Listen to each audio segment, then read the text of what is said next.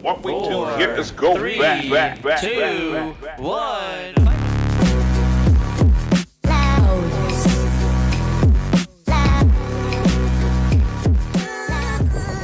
Alright, another day, another Norwalk. So, well, it went a lot better for us, right? Are you okay? So tired. He's really tired. You used up all your energy driving Buddybot to the promised land, also known as being chopped. Ow. Also known as being chopped by Starchild. But yeah, we came out of this one a lot happier because we got a win for the first time ever with this robot. And we gave Luma a run for his money. Had our weapon been working, we would have won that fight. And in our third fight, I'll get into what happened there. It's kind of stupid. But We now hold the record for the fastest tap out. Look at this. Look at this. Look at this. My whole arm could probably kill you right now. I don't know why you're... I know martial arts, my dude. Except I'm brute force. Brute force always wins. I have brains. Brains over brawn every time. Hey!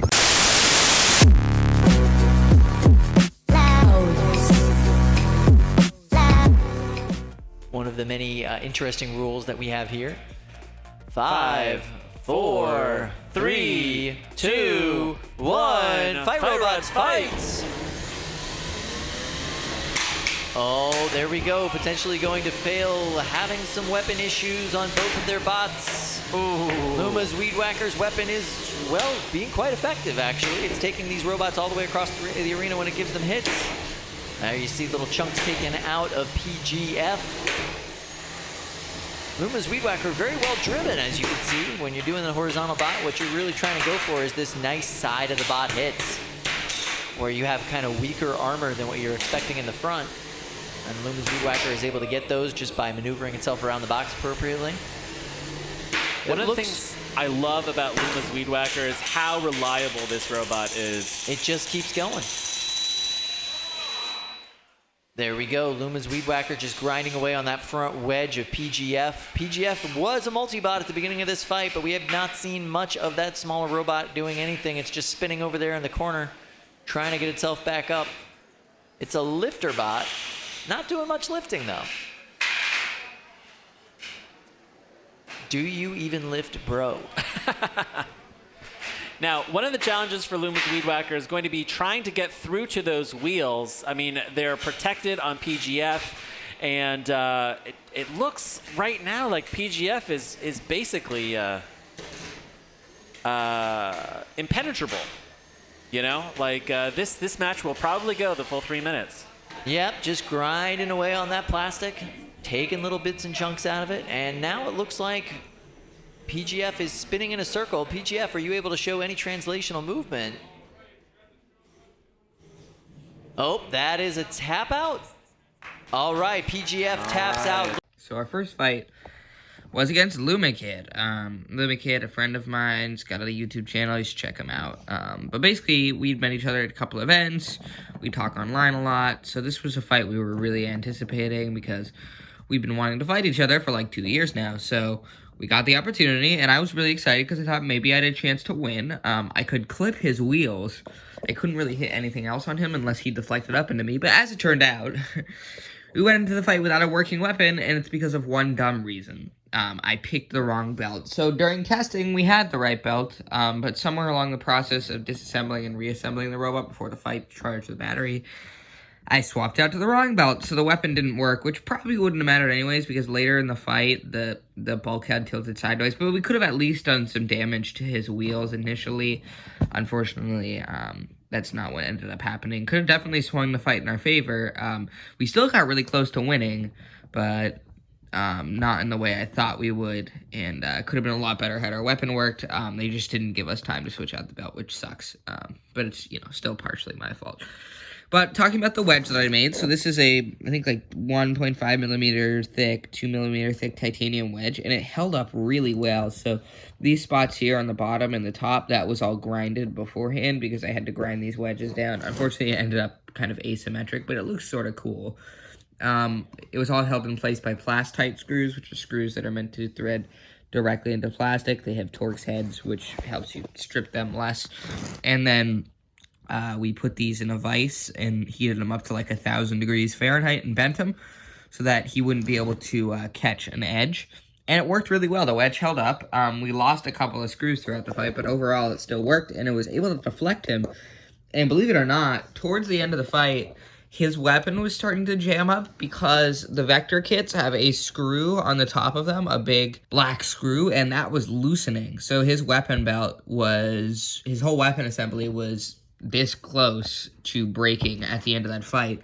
And also combine that with the fact that he quite literally ran out of battery power in the last couple of seconds.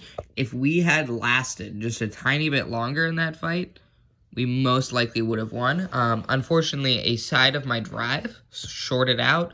I have no reason to know why this happened, but I swapped out a different speed controller later and it worked, but something just happened and half of my drive went down. And then since this robot has such little clearance on the ground, which I'll get into later into why that ended up being an issue, it has such little clearance in the ground in the front.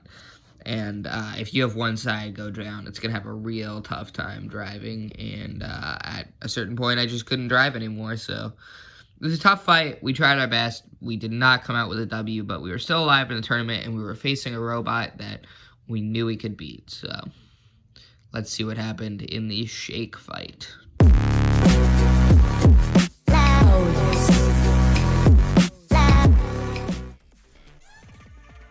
Possibly going to fails, looking like it's in a little bit better shape. It was kind of out of sorts after that last match, but it's more in the square shape that it's supposed to be in. 6. Okay, here we go. 5, 4, 3, 2, 1. Fight robots, fight! Possibly going fails. Weapons up to speed. The drivetrain, not so much. Possibly going to flail. Yes, possibly going to flail. Shake is moving. It's with some semblance of intention. Seems like every bot is having either a little bit of a drive issue. Yeah, Shake's definitely able to move more, but it doesn't seem super controlled. And the little mini bot for possibly going to fail seems to be stuck into the lift position. Slowly, so there we go. Now it seems as though Shake is... Okay, all three bots seem to have kind of like a samurai showdown going here.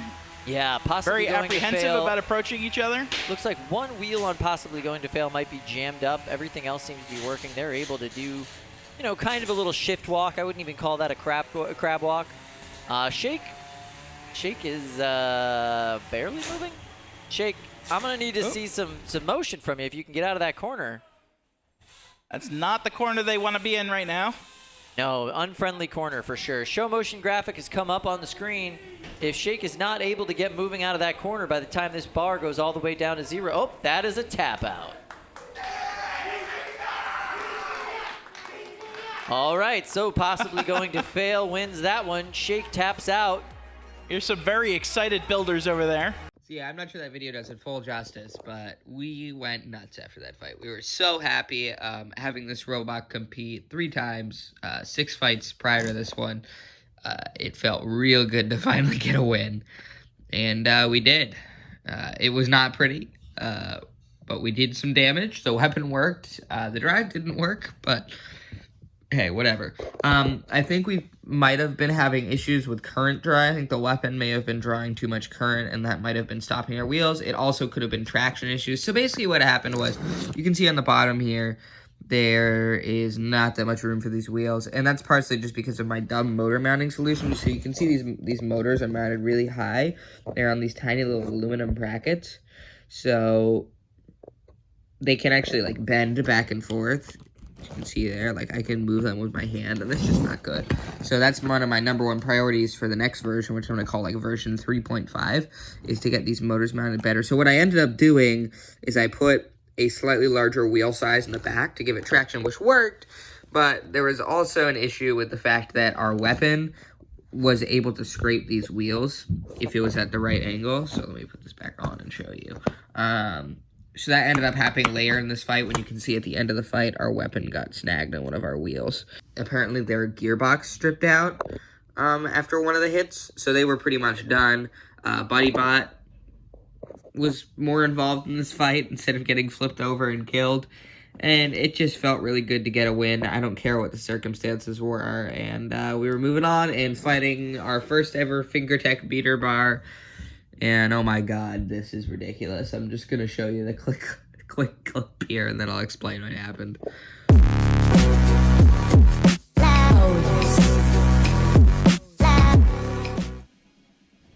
7, 6, 5, 4, 3, 2, 1. Fight, robots, fight! Whoa, that's not good. Potentially going to fail, having a little failure to launch, and that's a tap out. New record for fastest match in Norwalk Havoc history. That was 13 seconds. What happened there, Kyle?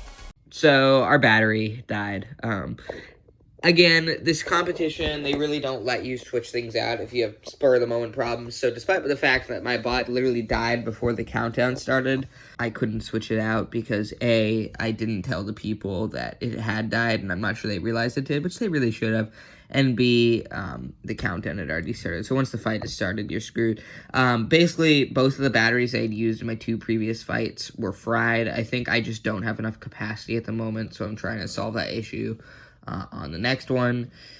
But both of those batteries were fried. I had a third spare battery, but those batteries had also failed me at the previous event, so I wasn't too optimistic on using it. So I swapped in one of my batteries because I thought it still worked, because when I turned it on, it drove. They basically told us, go to the green room right now. The green room is where you wait before your fight. So there was nothing we could do. We couldn't test it to see if it was still working.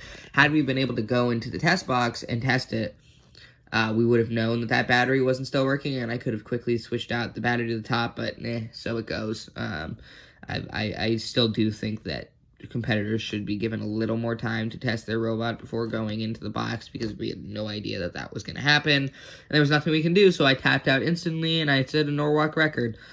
But overall, I'm happy with this event. In terms of changes I want to make, I'm going to lower the weapon, partially going to accomplish this by just bringing the height of this piece down. I'm also going to make some changes to this piece to make the mounting a little bit more secure. And my ultimate goal is to get it somewhere like around, hitting like around this height where my finger is. And that'll hit most robots. So that's my goal. In terms of the drive system, I'm already working on a new motor mounting thing where I just kind of slide the motors in, they don't move, and I press kind of a thing down on top of them, so it's almost like a motor coffin, sort of. I'm pretty happy with this wedge. In terms of my fork configuration, which you never saw, I'd like to bulk that up a little bit. So overall, things went pretty well. We got a win, and we're moving in the right direction in terms of the design. Everything held up pretty well against Luma's Weed Whacker. I didn't take any other damage the rest of the event, so I never got to see how well this would hold up against other robots, but this kind of damage against the Vector is pretty good, I'd say. So I'm going to go back to using UHMW sides. It was all held together by, like, nut strips here. Yes, that's the actual name of the product. So it's just threaded aluminum that you put through. And yeah, everything held up pretty well. The electronics were all pretty fantastic. So I'm going to be reusing those. No problems there. And I'm pretty happy with the performance. So I will catch up with you guys when I'm working on the 3.5 version of this robot. I unfortunately am going to miss the July Norwalk because I am going to summer camp. But what that does mean is it gives me more time to really flesh out this new design that I'm working on and get the problems out. Because I'm going to basically have from now in May all the way to the middle of July. And then August to mid-September to finish it, which is longer than I've ever worked on any of the robots that I've made so far. So I should be able to get everything done that I want to get done. And for reference, this bad boy took about 2 months to make between March and May. There's going to be some bonus clips in here. Buddybot decided to join forces with Luma. It was my idea. Will was driving Buddybot the whole event, and I was there to try and help him if he had any issues with the steering, because Buddybot's steering was inverted for a couple of reasons, and that was really funny, so I recommend you check out this bonus clip. And then we also did an underground battle with Uprising, which is Luma Kid's Viper Kit versus Buddybot. So, bye guys!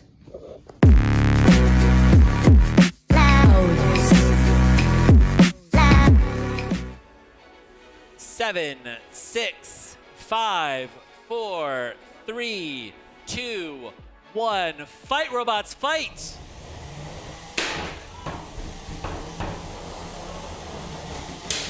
Wow. Luma's Weed Whacker is getting whacked.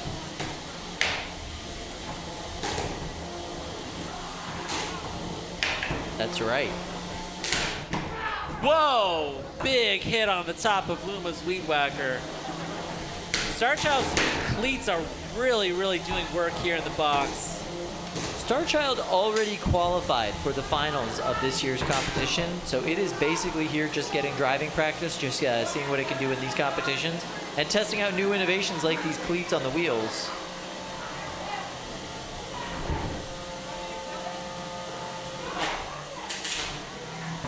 Wow.